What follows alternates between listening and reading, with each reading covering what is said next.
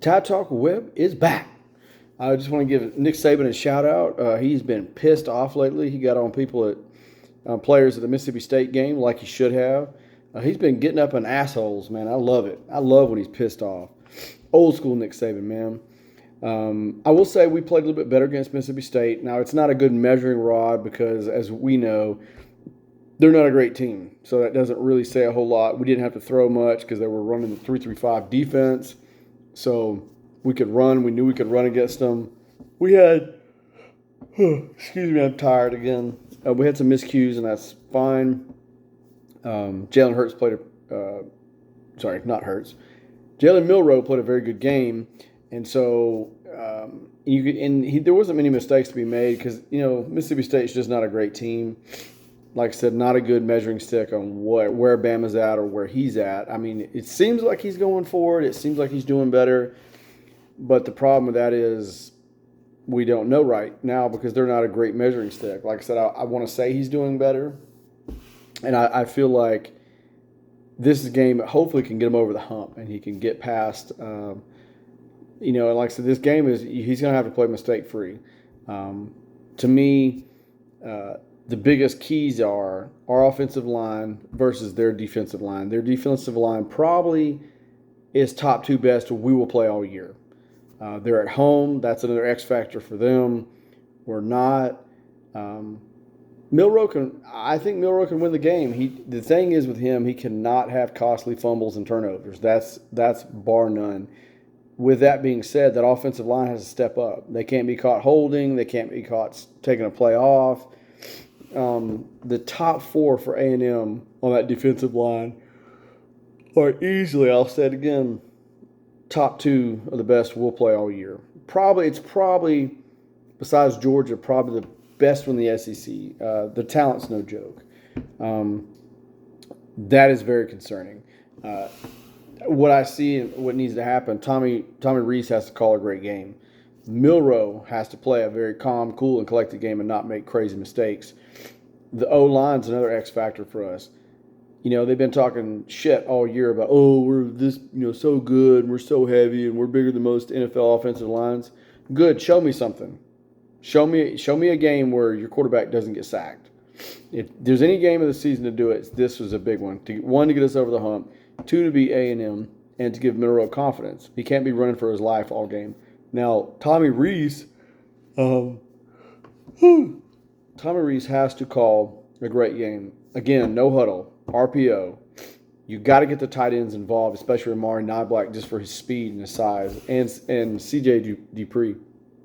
He's got to get involved as well. You're going to have that tight end peel out, or even the running back to have maybe a fifth 6/6 receiver.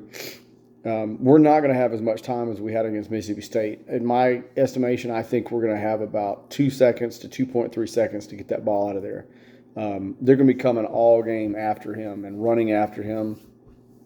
Like I said, also another key matchup is our defensive backs versus their top three receivers. Their top three receivers are honestly as good as anybody in the country. I know Miami got after them and all that. That could have just been a hiccup. We got some issues. We're going to have to play them tight and tough and not make mistakes. Now, let's not forget that Milroe played A&M last year and played a pretty decent game. He was 12 of 19, 111 yards, and he had about 83 rushing yards. So if he could have a similar game to that, now he had 2 fumbles as well. If he could clean up that mess and have no fumbles and no INTs, but play basically the same game, and we rush for 100 yards, I think we win the game. I really do. Penalties and miscues are another big thing we're going to have to watch out for. Like I said, we're going to have to really get the tight ends involved in this game. We're going to have to block our butts off. The running backs are going to have to actually make blocks and not let people run past them. And like I said, Tommy Rees has got to call a good game. He knows that Milroe is going to be a little nervous. Like I said, this is his first big road game where he's going to have to go into a very, very hostile environment. And that's going to be tough. If he blinks and throws 2 INTs, it could be 14-zip first quarter. So that's something we really have to watch out for, have to be cognizant of. On the A&M side, Max Johnson, he's the backup quarterback playing, but he's not, some freshman kid walking in there. He's a good athlete. Yeah, like I said, and on our side, we're going to have to be able to scramble him to get him uncomfortable, to make him throw a pick or two. You know, it's it's gonna be tough. Not only that, our run game, we've got to open some holes from our running back, and we've got to be able to get 100 yards, maybe a little over 120 yards to win the game. A&M has only given up about 90 yards a game at this point. Now they haven't played any world beaters either. Probably Miami's probably one of the best teams they played, but it's a tough game. Like I said, honest take on the game, maybe at best 50-50 at this point. Like I said, a lot of that battle is literally going to come down to our offensive line versus their defensive line. That's going to be a massive, massive matchup. I think whoever wins that will win the game. I know everybody says, well, it comes down to whoever's got the better quarterback. True. But if your quarterback's running for his life and he's getting sacked 4 and 5 times, it doesn't matter who your quarterback is. I know we lost against them when we had Bryce Young. Like I said, I'm going back to it's going to be Bama's offensive line versus A&M's defensive line. Who can impose their will, and that's going to be huge. I feel pretty good about defensive backs with us. I feel pretty good against our defensive line, our linebacker play. But I'm telling you, that key matchup is our offensive line versus our D line. And we also, as well as Tommy Reese, you have got to. Excuse me, I'm really tired. It's late.